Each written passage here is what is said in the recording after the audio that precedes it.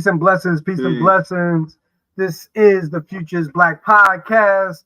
My name is Naseed Gifted, and this is Dilettante J. Bass. and we are the Phocused Black Podcast. Thank you for tuning in. Thank you for tuning in each and every week, every Thursday at 8 p.m. Eastern Standard Time. Today, we have an exciting episode for you. Today, we're going to be talking about episode 20, the digital diaspora, connecting cultures through technology. Delve into the digital realm where technology bridges the gaps of the African diaspora, fostering unity, preserving heritage, and amplifying voices around the globe in an enlightening podcast. So today we're going to be talking about all of that, and we are super excited about that, man. So, that is a part of all of this that we're getting into today. I'm excited, and we want to just thank everybody once again for tuning in. Help us grow the channel. Please make sure that you do a few things. Don't forget to like, comment, subscribe to the Phocused Black Podcast, and thank you for watching each and every week, being loyal, being understanding. So we want to kind of set the stage, and in this episode is episode 20. We talk about the digital diaspora. We're talking about the infrastructure, the resources. How we are able to connect the culture and keep the culture going from the motherland. And as I was talking to the brother earlier, to the fatherland over here in the States and every other place that people from the African diaspora has been dropped off to, right? So when we talk about this and the significance that technology plays in a role of preserving culture. So one of the things that, just personal story, I went to shout out to Dr. O for retiring, doing 20 plus years of service in education. And I went there, and I'm at this retirement ceremony, and I had the honor of being on the stage, with the family, with the chieftains of the tribe. It's so that she's from Yoruba. She's part of the Yoruba tribe. For those who don't know, that's Nigerian. And because she's from that, they were doing a number of traditions. So when I think about that and how Black Americans here in the States are not familiar or connected with the culture that's going on, from the motherland and everything, because we are, more conscious of these things, we have a higher connection to it. But a number of people didn't understand the cultural relevance and, from the language to the dance, to the culture, and the celebration of, being a part of a ceremony that's going on, from a wedding to, in this case, it was a retirement celebration, of, 20 plus years of service to our children here in Newark, New Jersey. So, me being a part of that celebration was super phenomenal and very impactful. But it also got me thinking about, how do we consistently and constantly make this connection between the fatherland and the motherland, but also leveraging technology to be able to do it. Because one of the things when we talk about culture is they strip you of your language, they strip you of, of your culture. And because of those things, you don't have a connection to, who you are, where you're coming from and where you're going, So that's something, that is very significant. But there are some pros in what technology has been able to play a part in being able to keep us connected. Because I think about in the past where we had long distance phone calls, right? And if we couldn't even call down to South Jersey or to another state without having to pay a long distance fee, back in the day. But now with the internet and voice, VoIP, which is voice over internet protocol, you're able to make these calls over the internet, and you could use WhatsApp, and Skype was one of the early technologies where you could just make these long distance calls and stuff like that. Now you can video chat and do all of these different things, at minimum to no cost, because you actually have this technology of the smartphone, which has been a big game changer. But I look at it as a way to be able to make connections to, our culture, our heritage, and then be able to expose people who are not knowledgeable about, who they are, where they come from, to be able to make that connection as well. Totally agree.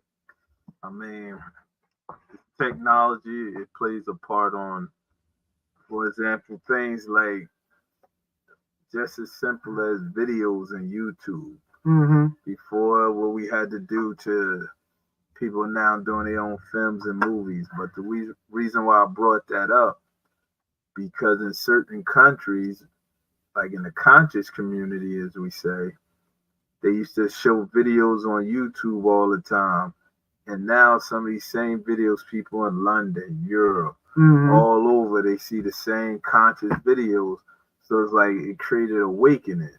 Yeah. Because if it wasn't for the power of YouTube and this form of technology, majority of these people wouldn't even know who Dr. Sabi is or Seymour's, because I remember, who was that? King Simon or Black Dot or Red Pill Boot. They brought Dr. Sabi before the forefront. And they use YouTube, these social media platforms. Now everywhere you go, everybody talking about Seymour's. Yeah. So and the health benefits that are associated so with it and everything. So within that, it connected the world, whatever.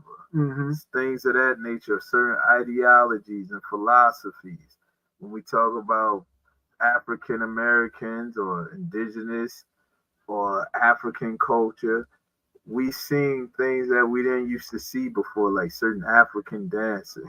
Now you go on YouTube, you can learn, and you can learn how the brothers, the melanated brothers in America is no different from the ones over there, and some of the characteristics. And we share ideas from recipes to even something simple as images of Africa that's different from what they will construct the narrative. Yeah, with the media, with the media depicted before, as far as mass media and how they control the image.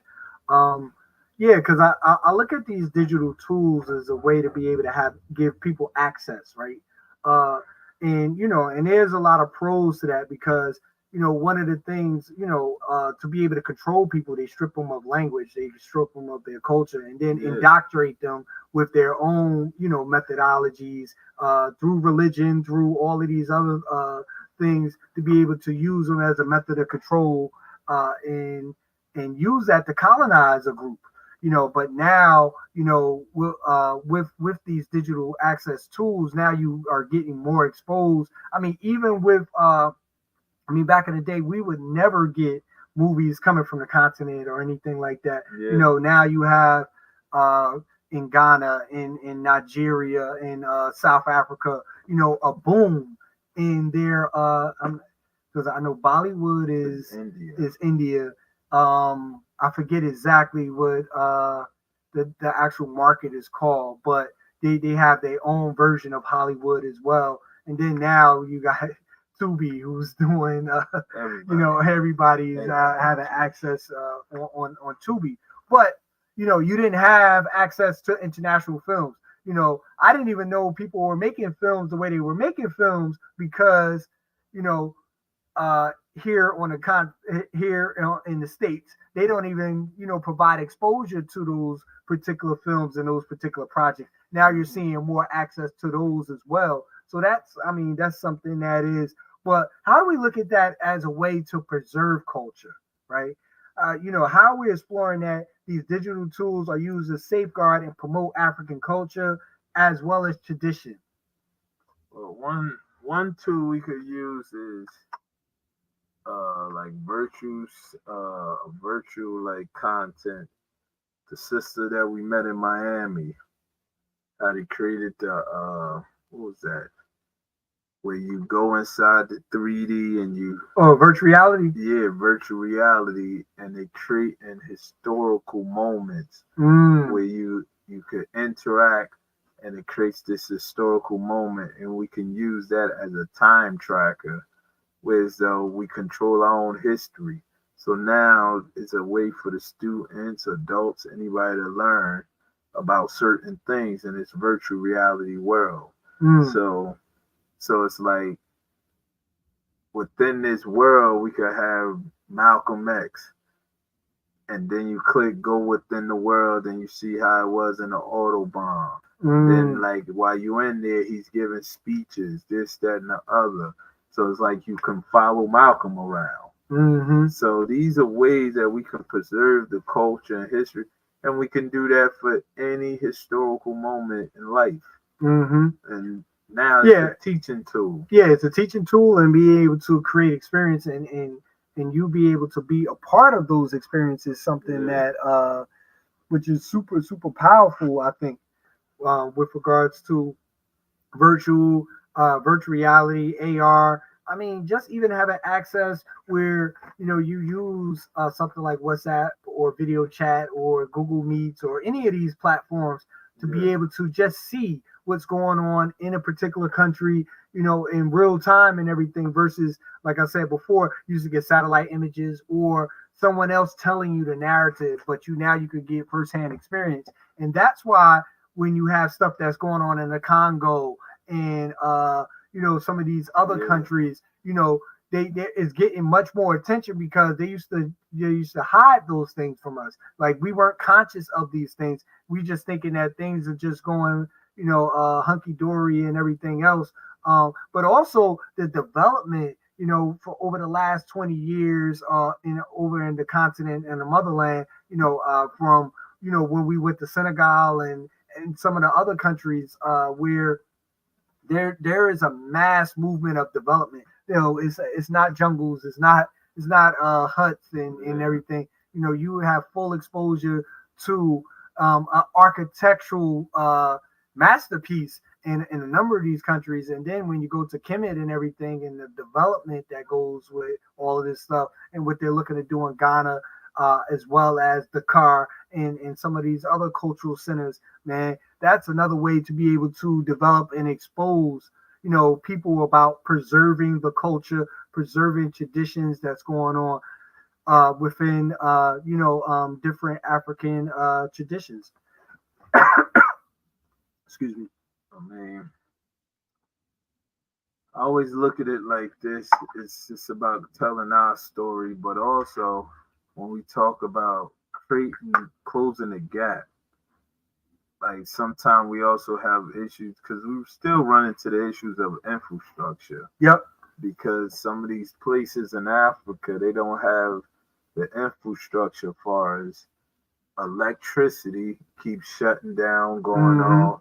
So these are things you have to think about. I mean, yeah, and then when we talk about internet, you know, internet, Wi-Fi, and everything. So that, then you also have to say what creates problems is the political structure of a country too. Has an effect. Yeah, so we have to, sometimes you have to navigate around that and use the technology to navigate around that.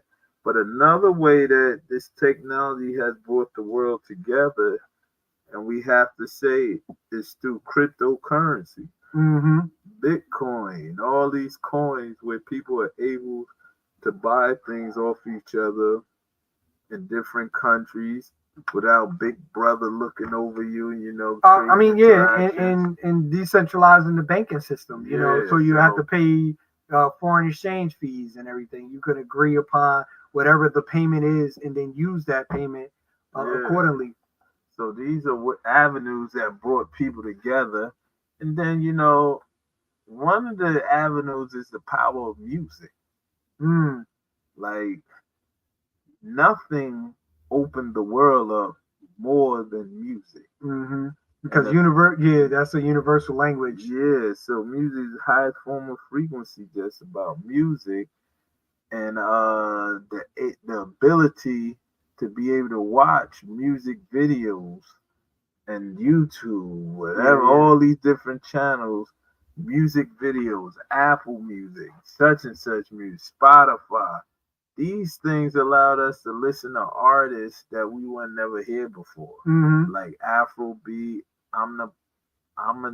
P or something like another form of South African, like house music. So these are, believe it or not, bridging the gap of house music. Afrobeat, P, house music over here. They starting to bridge that gap, different styles coming together. So these are avenues that the technology has created. It created a whole new lane of or genre of music. Mm-hmm. Like the growth of Afrobeat is big. Oh yeah, definitely, definitely. I mean, and when we talk about, just to, put people on game and everything, uh, yeah, there's five United States that could fit. No, is it five or is it No, it's seven and seven, a eight, half.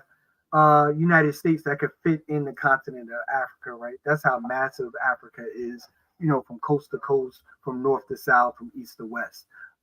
So understanding that's a number of cultures, that's a number of traditions, that's a number of tribes, number of languages and everything, within the continent and everything. But also just understanding that, millions upon millions of individuals have been dispersed across the African diaspora to the Caribbean, to South America, and to the United States, during the slave trade, the Middle Passage and everything. So, because of that, now, there's been hundreds upon hundreds of years that we have been here in the States for the most part. So there's been a disconnect.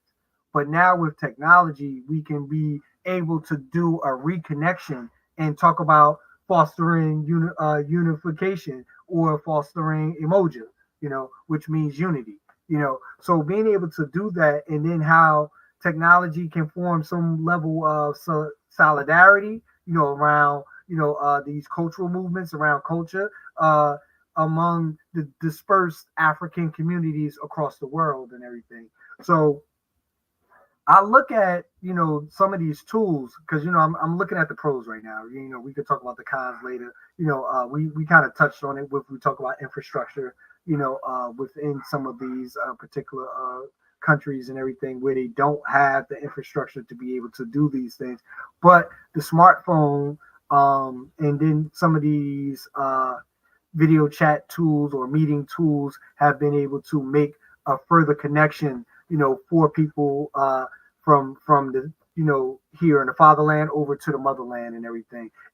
How do you feel about, how do we unify and because one of the things that we always say about the Black community is that we need unification, right? And the fact that we are not unified on a number of topics, politically, economically, that's where, I'm trying to look for the right word, that we find difficulty in being able to move forward with our movement. First we got to first deal in the reality we in, like eliminate the delusion that we have. Mm-hmm. And far as us unifying, we got to find a medium that we all can agree upon. Mm-hmm. And let that be the point we start from to create this unification. And also understanding that everyone is not going to be on board and be cool with that. So, like, you see it's changing with so people emulate the indigenous brothers here and the indigenous brothers and sisters emulating the brothers and sisters over there. Mm-hmm. So, as long as we keep what's the word I'm looking for?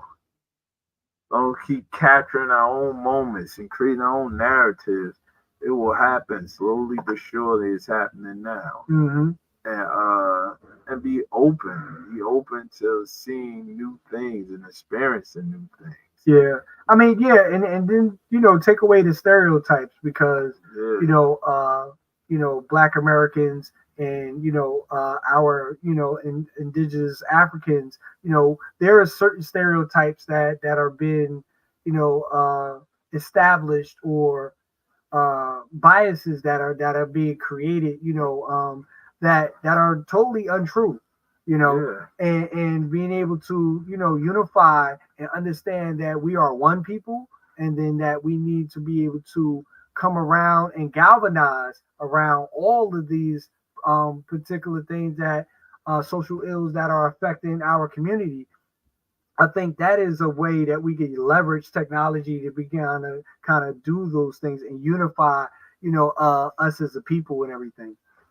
I mean, the thing is, we gotta know what our intentions are. But like you said, the good thing about technology, it provides information that we normally would not have access to. And sometimes we just gotta build off of that. Like it may be something you want to try here, but it's not working here, so you may have to go overseas to Africa. And next thing you know, you blow up, and then vice versa. They may try something here and go over there. And what it did too, the technology, these platforms, it shine light on situations, not just like activist type of situation, but shine light on people's skill set. Like you see some of the dopest fashion coming out of Africa. Oh yeah. Some of these guys inventing stuff, scientists, this, that. You know, so that's what this the technology allowed us to see, allow us to touch, see, and understand things that we never usually would be able to. Yeah, I mean, yeah, and so they're vibrating at a high frequency. Yeah, man. That's the connection that we're able to do. Another point of one of the greatest impacts the technology has, like Instagram, IG, mainly, and TikTok, it brought the world together as far as exposing certain things we've been taking advantage of. But also, number two, it brought us together as far as traveling. Yeah. Because I see more people going to Bali than ever before. Yeah. People going to Dubai. People going to Africa now, when before they wouldn't go. Yeah, because the images and the stuff that you've been fed have been a false narrative, you know. But now people are able to show their firsthand experience of, oh, this is not what it is, and this is how it really is. You know, that actually takes the curtain and pull the curtain back on a number of things, you know, from a social political ills that's going on to, you know, the stereotypes. And, you know, one of the good things, too, about these platforms that be sharing videos and stuff is the comment section. Yeah. Because now you may meet, it may be like they talking about what's happening in Congos.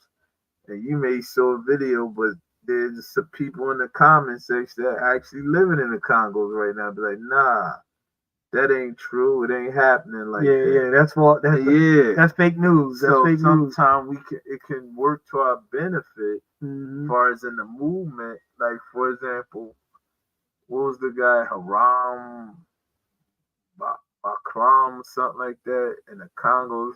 It's like, yeah, he's killing little girls and kidnapping them and all that, right? The white guys, the white people create this story around it. Is that the... No, that's not butt naked, right? Nah. No. This guy, he was doing all this stuff. And then people responded that's over there. It's about one of them. It was like, man, that dude haven't been around in 5, 6, 7 years, man. They ain't doing that stuff no more. But you had these Caucasians was using that to create wealth or get money off or whatever. But it died in the water due to the fact that social media and the people over there is like, nah, that ain't true. Yeah. And people are using old narratives to be able to make it seem like it's a current event that's happening. So being able to leverage that is something else too. But, you know, we're just going to pause there. You know, thank you guys for tuning in. Thank you for tuning in to, this is the Phocused Black Podcast. Each and every Thursday, 8 p.m. Eastern Standard Time. And today we are talking about the digital diaspora, you know, discover the power of technology and unifying the African diaspora as we navigate through the digital landscapes of cultural connectivity. So, you know, we're talking about how we're leveraging technology to bring back the culture. You know, everybody's talking about culture and, you know, culture vultures and everything. But a lot of the things that, you know, we've been exposed to, you know, you got to know where you come from so you can know where you're going. So we can move forward in the future. And with the Phocused Black Podcast, what we're very animate about is not only exposing, but being able to come up with alternatives and solutions to be able to deal with all of these things. And then also, make sure that people understand, the power of technology and being able to leverage it to do, to be not only do good for you, not only do good for your family, but to improve the quality of life in your community. So that is something that, we're talking about. And right now, I want to kind of get into, uh, amplifying voices, how we can leverage technology to amplify voices, and the role of the digital media amplifying the voices and stories of the African diaspora. I know a number of shows we talk about Afrofuturism and tech and everything, but I know there is a subgenre that's coming out called African futurism and everything, which is to me the same thing, because I consider our experience all to be a part of the African diaspora. So I don't separate in that, but there is a subgenre of individuals who talk about African futurism and everything.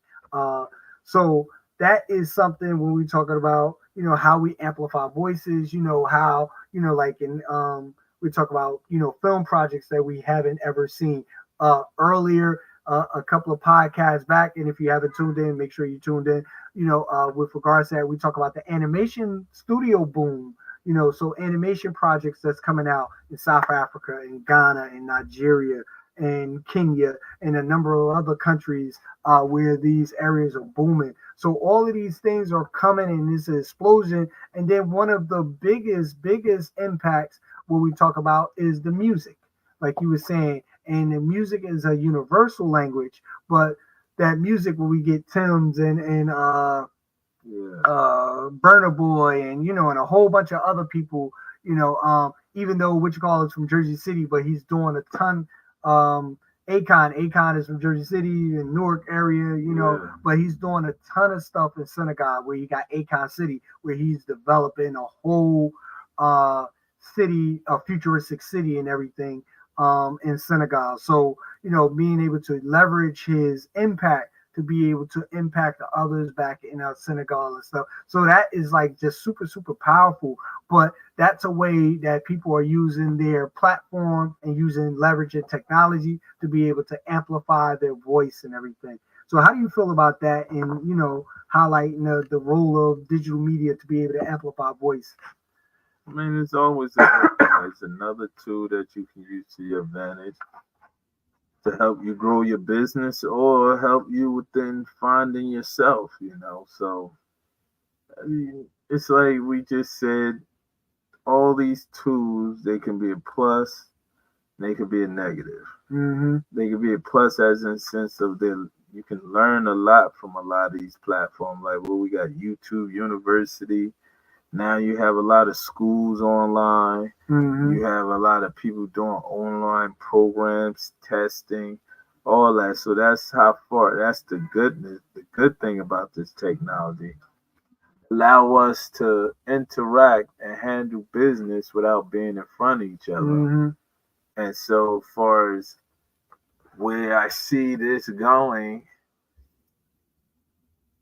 in some ways it's moving forward, in some ways it's going to move back, because like a sensory overload. Yeah.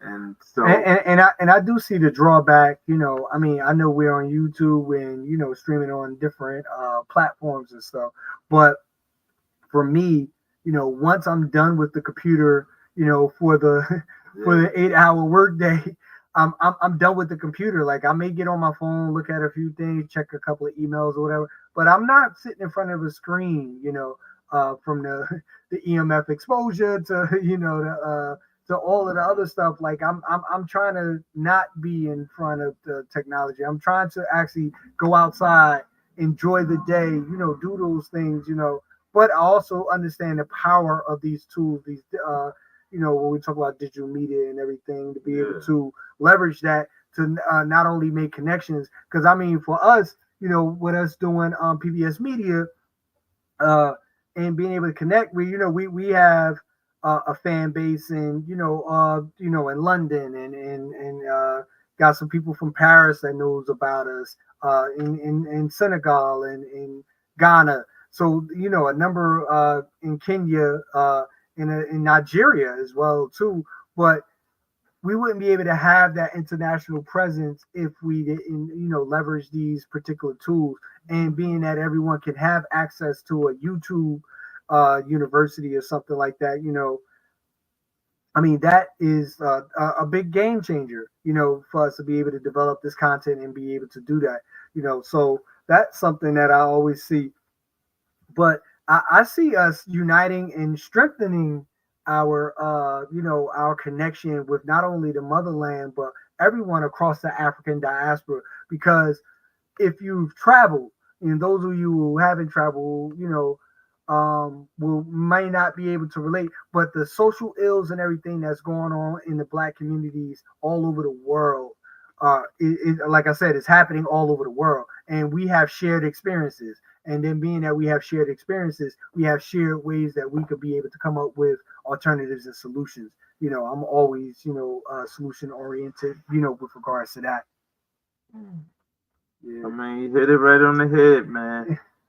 You gotta beat the people too much with it. I mean, they understand fully how to use the internet to draw people from other countries or bring diaspora closer. Also allow us to handle business better. Yeah. Sometimes we gotta talk about there's certain industries or certain things we want to buy or support that now we can't. Now we could do to the internet. Mm-hmm. Like there were certain products that maybe they only sold in Africa. Mm-hmm. Now we have the opportunity, and vice versa. Somebody in Africa have the opportunity to buy X, Y, and Z from whoever. Yeah. So it opened doors of trade and exchange between two cultures. And then what it allowed too, it allowed us to appreciate each culture. Yeah. Yeah, I think it's become a greater appreciation, because of the exposure that you haven't been getting. We've been getting, you get your folk tales from your family if they pass down traditions. But what if that connection never really happened? And then the only exposure that you get was, the exposure from your family from the South, or your family that grew up and lived in the hood, and that's the only perspective that they have. Yeah. And it's all about, like you said, your perspective. Some people may don't even relate to the Keeblan, what you call Africa. Some people say they just indigenous to this land. Mm-hmm. So either way, technology is bridging a gap. Mm-hmm. And sometimes it's bridging at fast speeds on some things and slow on others. So, it's always a plus to further educate yourself and understand, and that's my view of it. Yeah.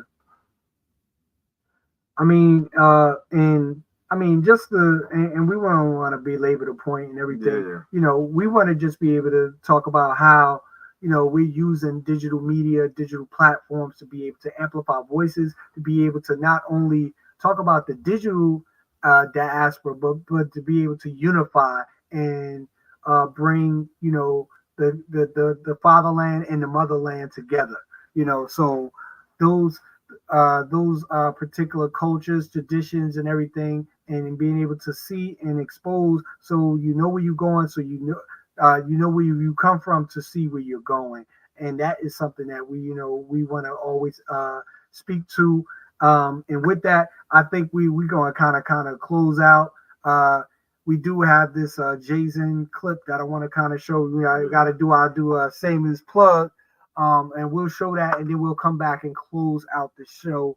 But we want to thank everyone for tuning in. Thank you for tuning in each and every Thursday. Thank you for tuning in each and every Thursday, 8 p.m. Eastern Standard Time. And we're going to close out with our Jazen, and then we'll have some closing remarks. Jazen, the Afrofuturism experience that we're building. We want you to get excited. This is going to be an experience like no other. So, hey, stay tuned in. This is the Phocused Black Podcast by PBS Media, which is Phocused Black Star Media. What is the Black Star?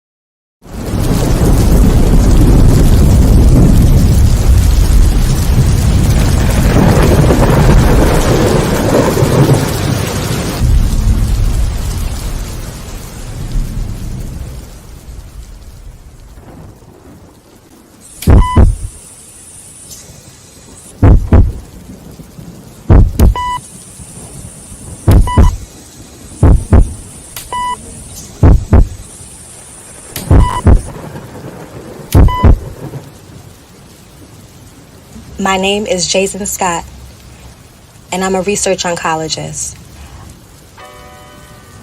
I've dedicated my life to finding a cure for cancer, and my team and I have made a breakthrough. But before we could bring the cure to the public, tragedy struck.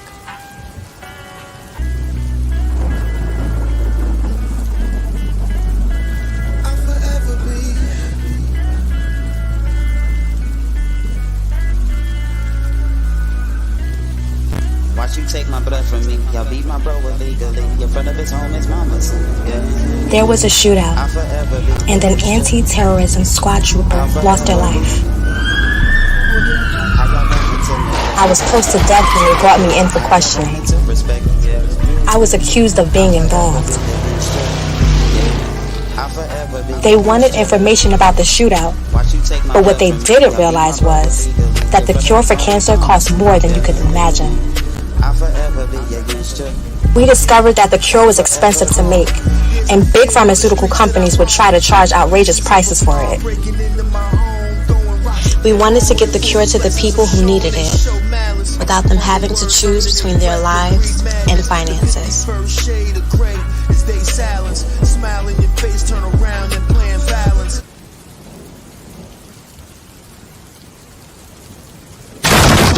You killed our brother, didn't you?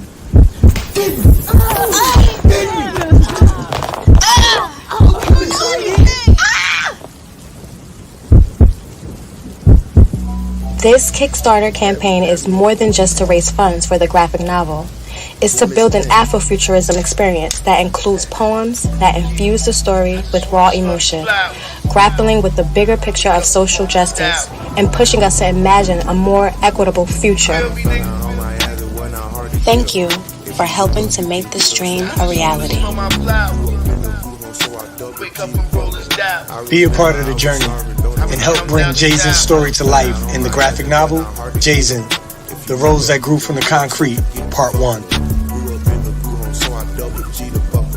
I remember I was starving, don't know how to let go, but I let go.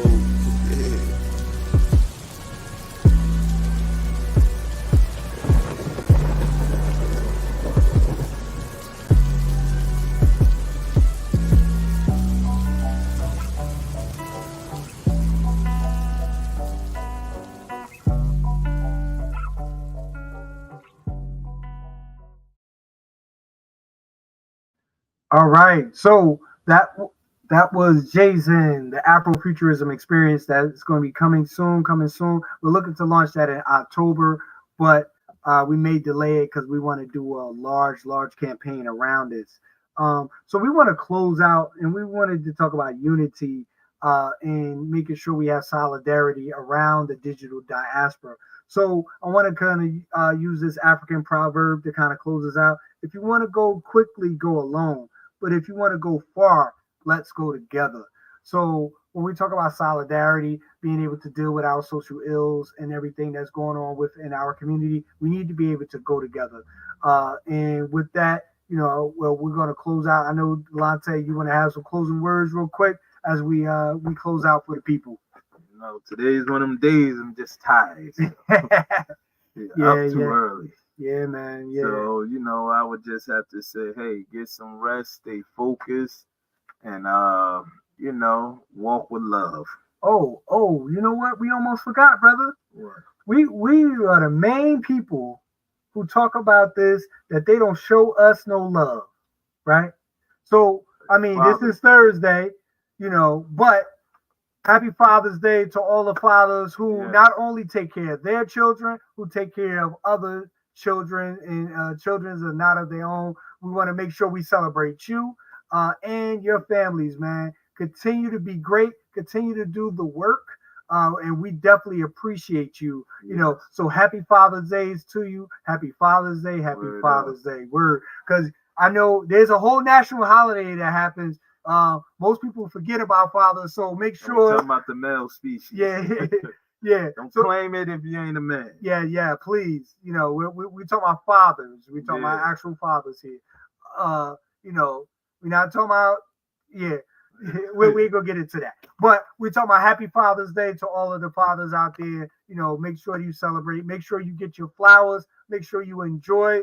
and continue to take care and raise those young people, man, because it takes a village to raise a child. So continue to raise that village, be the leader, be the strength, and continue to be great, man. Continue to be great. So with that, we're going to close out. Thank you guys for tuning in to the Phocused Black podcast. Please don't forget to like, comment, and subscribe to help us grow this channel. And this is the Phocused Black podcast. My name is Naseed Gifted, and this is Dilettante J. Bass. And we're going to say peace, peace. And thank you for tuning in once again.